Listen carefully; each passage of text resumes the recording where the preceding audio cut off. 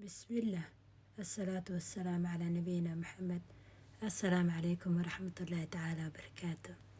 walaalyaal sidaa ogtiinba xalay waxaa idin ballan qaaday video laakiin waan kasoo gaari waay waa samayn kari waayey. insha allah hadda ayaan soo duubaya. waxaa ka hadlayaa hal su-aal oo qaybtii youtube-ka liigi soo su-aalay. su-aasha waa ku jahwareeray, in badan ayaa aqriyay, in badanaa ku noqnoqday sababtoo su-aasha aad ay u dheer tahay. riyada markay sidaa u dheeraato inta badan riyo maaha, ma noqoto. haddana markaan fiiriyo riyo ila eg tahay, marka wallaahu yaclam. anaga bini aadan ana aqoon malin, ilaa anaga aqoon badan. ilaaha aqoon leh, aqoon iyo aqoon muuqata iyo mid qarsanba rabbiya u sugnaatay. laakiin aniga riyada uma arka inay riyo tahay, haddana marna waxaan arkaa inay riyo tahay. marka sidaa darteed waa ku jahwareeray. waxaan sameyn doonaa riyada gudaha waa fasirayaa. riyada markaan fiiriyey wax wanaagsan ay tilmaamaysaa, riyo aada u wanaagsan ay tilmaamaysaa. waxay tilmaamaysaa digniin yar oo ka mid ah xasad iyo cadow, waxay doontaba ahaato adiga arin yar aanan laakiin saameyn kuugu lahayn. gabadhaanid sida qoraalkeeda ku aragtaan, qoraalkeed aada ayuu dheeryahay. waxay tiri waxaan ku riyooday wiil qurux badan. waxay tiri riyadu way dheer tahay. waxay tiri hoteel ayuu deganaa, hoteel qurux badan ayuu deganaa, dharkiisa qaabkiisa guur ayuuga codsaday. adiga way dheer tahay. bajaaj ayaan raacnay, wiilal ayaa damcay inay ilmo yaryar boorsiiyaan waxay iga dafaan. almuhiim wiilka uu ii digayay iska ilaali, wadadaha marin, halkaa kasoo baxa. almuhiim haddaan dhaa masajka aqrina 10 daqiiqab intaasay ku dhaceysaa. inta muhiimada idinka soo qaada. haddaad doontaa waa istaajin kartaa, waa aqrin kartaa, mise qaybta komitiga muuqaaladii lasoo dhafaa ka aqrisan kartaan. bes aniga hadda waxaa rabaa inaa yani maxayd masajka aan gabadha gaarsiiyo aan wado. riyada waxay tilmaamaysaa ficlan arin wanaagsan noloshaada kusoo biiraysa. hadday tahay guur, maadaama wiil quruxsan guurkuu soo bandhiganayay. sidoo kale qof saalix ah, qof saalix ah oo qof nadiifsan, dhoorsan, wanaagsan inuu rabbi calaf kuugu daraayo, mise arrimo xiriir wax kuu soo bandhiganayo, mise waxay noqon kartaa adduunyo kaloo kuu quruxsan. sidoo kale waxay tiri waxaan xirnaa dharka uniformka oo iskuulka. dharkaas sideed waxay tilmaamaysaa rasmi, waxa rasmi ah, wax cadow muuqda. sidoo kale waxay tiri waxaa xirnaa cibaayo iyo qamaar cad. qamaarka cad wuxuu tilmaamaa cafaafa oo tahaara, nadaafo, gabadha inay tahay gabar dhoorsan oo edabsan oo dhoorsan. sidoo kale cibaayada wax badan ay tilmaamay oo kamid ah guur. riyada isku soo kududuubo waa riyo wanaagsan. ugu dambeyn markaad soo noqoto gurigiin tagtay, guriga wuxuu tilmaamaa amni iyo amaan, nabadgelyo, xasilooni. inta yaroo digniinta waa inta yaroo ciyaalka wax kaa qaadi rabaan boorsadii waxa, oo intiin haddana ay kaaga badbaadaysa. arrimo rubama adiga aad la kulmaysid arrimo yaryar oo kuuga adago kuugu aan ku wanaagsaneyn, laakiin ugu dambeyn mise qof ayaa waano ku siin doono oo kaa celin doono, mise adiga ayaa aqligaaga la kaashan doona. wixii waa kasoo noqon karta doontaa. rubama muddo yar inay arintaas ayda ku haysato aana muddo dheer aan ahayn. arinta gaariga bajaajka waa arin kusii meelgaar ah, noloshaada waxyaabo kusii meelgaar ay noqonaysaa. wallaahu yaclam, ilaaha nooga aqoon badan. haddaa riyada aan soo koobo fasirka riyadaada waa riyo wanaagsan, kheyr badan ay ku tilmaamaysaa. wallaahu yaclam. marka waxaan usoo noqonayaa riyada ayaa haddana kala qaadaya, mid walba mawduuc gooniyaan uga hadlayaa. kasoo qaad nin quruxsan, hoteelka waa u imaan doonaa. nin quruxsan keligiis waa imaan doonaa, baabuurta waa imaan doonaa, guriga waa u imaan doonaa insha allah. haddaan u imaado riyada ninka quruxsan, ninka quruxsan waxay tilmaamaysaa gabadhaan la qabin, hadday tahay garoob, hadday tahay gabadhaan weli guursanin, hadday tahay gabar laga dhintay. waxay tilmaamaysaa nolol isbedelaysa, nolol wanaagsan. waxay tilmaamaysaa arsaaqad. waxay kaloo tilmaamaysaa nasiib wanaagsan. nin quruxsan haddaa riyaa ku aragtid oo dhar quruxsan xirnaa. waxay kaloo tilmaamaysaa isbedel nololeed oo ilaal afdal ah. wuxuu noqon karaa guur, shaqo, horumar kale, waxay doontaa ahaato safar. wallaahu yaclam. mid kale aan idiin raacay walaalayaal. ninka aadan aqoonin, yani matalan qofka riyada ku aragtay ninka quruxsan ma ahana midaa taqaanid.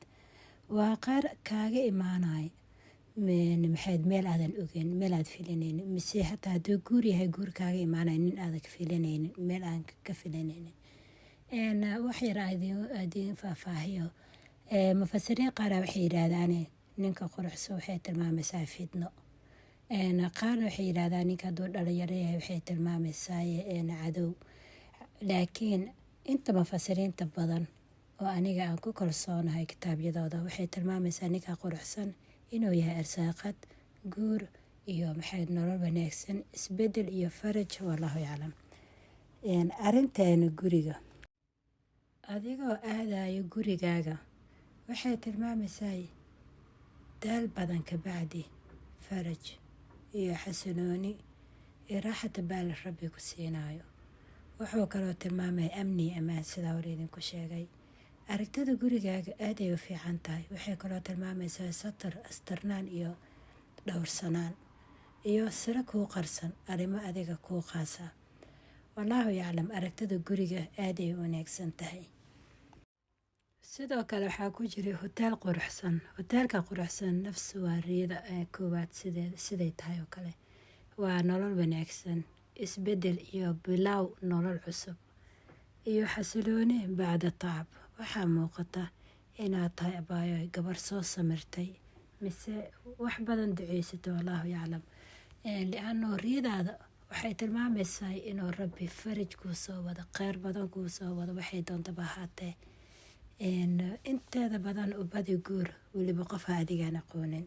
wallaahu yaclam. jawaab kale ayaa raacinaya.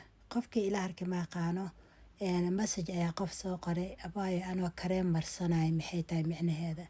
haddana masajki markaa soo qaadasdhaa qofka wuu titiray. tiro 2 jeer maya 3 jeer oo kale saas aan arkay, oo hadda kahor 2 jeer hadda kahor saas arkay. qof wuxuu soo weydiinayo haddana masajki markiiba uu titiraa ma iraagsanayo, ma ogi sababta ma aqaan. almuhiim kareenka jirkaaga amarinaysid wax xunba maaha, waa nooc min alziina. waxyaabaha gabdhaha isku qurxiyaan ka mid yahay. yani kareem caadiyo haddaa ahaa jirkaaga amarsanaysa, waxaa kiimikii waxa aanan ahayn. wax walboo naftaada waxu dhimahay bisaa xun, laakiin wax kaloo laisku qurxinayo rubama qofka hadduu yahay qof shaqo raadisa, qof isbedel raadinayo, noloshiisa wax ka bedel maayo. yani haddaa kareen caadi amarsanaysa riyo xun maahan, isbedel nololeed bay noqonaysaa. qurxin xagga maxay ahayd naftaada arrimo kusoo ziyaadaya. wallaahu yaclam. intaas way noqon kartaa. waxaan kaloo ku biirinayaa riyaani si qaasnii soo su-aalay. okay, gabadhan waa la qabaa. waxay ku riyootay toob buluug ah iyadoo xiran, macaa in waxay tiri caadi ahaan ma jecli kalarka noocaasa. qof jecel maaba jiraba horta kalarka. gabdhow qof jecel baydii ku jira kalarka buluuga toob inaad ka xiratid, ani ma jecli. almuhiim aragtida toobka buluuga ah maadaama adiga aad jecleen xadiisa nafsamaha, yani waa riyo caadi ah. ficlan waa riyo wanaagsan, waa riyo istiqraar, xasilooni iyo deganaasho gabadha la qabo. sidoo kale hataa gabadha uurka leh waxay tilmaamaysaa fool fudud, maxay fool aan dhib badnayn, mise ilmaha caloosheeda ku jira inuu wiil yahay. sidoo kale gabadha la qabo hadday uur raadistaa waxay tilmaamaysaa uur inuu rabbi wiilku arsaaqayo. waayo kalarka buluuga badanaa wiilashuu tilmaamaya. wallaahu yaclam. sidaasay leeyihin mufasiriinta. sidoo kale wuxuu tilmaamayaa gabadha aan la qabin oo kale, hadday ahaato garoob mise gabadha weli guursanin, isbedel nololeed, horumar mise guur. wallaahu yaclam. yani aragtida dharkan buluuga ah xataa haddaadi caadi ahaan jeclaysanaynin ma aha riyo xun. walaalayaal insha allah maalinta sabti waxaa noo balan ah qaybta facebooka. waxaa kaloo samaysaan laag saara xabiibaati, laag saara, noo sheergareeya. isbedel badanaa arka insha allah isbuucan gudihiisa. waxaa rabaa inaan kala saaro midabka buluuga ah iyo toobka buluuga ah. midab kalar buluug kaligiis markaa aragtid, culamo qaar waxay leeyihin il ayuu tilmaamayaa. wuxuu kaloo tilmaamaya dhibaatooyin ciriiri. laakiin hadda taa way ka duwan tahay, waa toob buluuga iyadoo xiran. midaasaa jeclaysta ilaa idiin faahfaahiyo. markaa aragtid shay buluuga keliya iyo dhar kalarkiisa buluuga ikhtilaafaa jiraay. muhiimadda waxaa waye dharkaa arkaysa ma quruxsanaa, ma kuu quruxsanaa, ma nadiifsanaa, mase ma cusbaa. hataa doona cusub aanan ahayn oo dhar cusub markaas ahayn, muhiimadda waxaa waaye inuu nadiif ahaa. haddaa aragtid walaalayaal cakiskiisa dhar jeexan, fool xun, ciriiri kuuga, mise kaawi, mise qaab daran, waxyar cakiskeeda waaye. sidoo kale hataa kabaha haddaa aragtid kaba buluug ah, iyaga hataa kheyr ay tilmaamayeen, laakiin kabihii ciriiri bay kuuga ahaayeen, ma go-sanaayeen, ma fool xumaayeen. waxyaabaha kale cakis ayay tilmaamaysaa, yacni lidkeeda waxaa kale oo wanaagsan lidkooda ayay tilmaamaysaa. haddii matala aa ku riyootid adigoo kaba xiran, kabihiina maxayd ay kula egyihiin oo kuugu quruxsiin cusub yihiin, adna aad tahay qof guur doona, waa guur ficlan. horta kabaa waaba guur, hataa haddaa markaas ada guur soo jeedin, kabaa rabbi wuxuu kugu bishaareynaya guur. laakiin kabihii way kaa waweynaayeen, mise way kaa yaraayeen, mise waaba iska bixiso ma ka helin, mise ma quruxsaneen. rabamaa qofku soo doonaa qofkii munaasab noqon waaya aad kala hari doonteen. midaasay noqon kartaa. laag noo saara, noona sheergareeya. waana idin salaamay walaalayaal.